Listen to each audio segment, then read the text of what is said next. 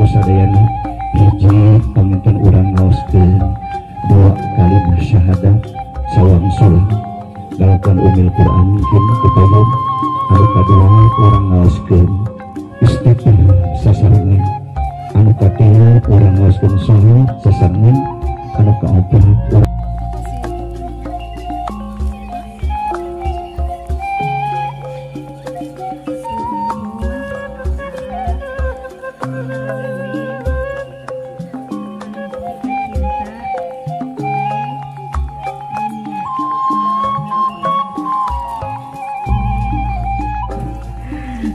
Neng sok ada geula di siaa. Neng ngadeg sok berdiri. Papayun-payun.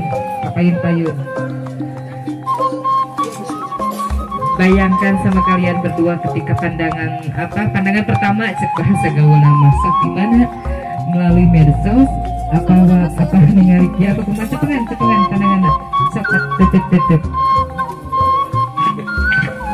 kita menembak gimana eta teh sesuai teh sok neng.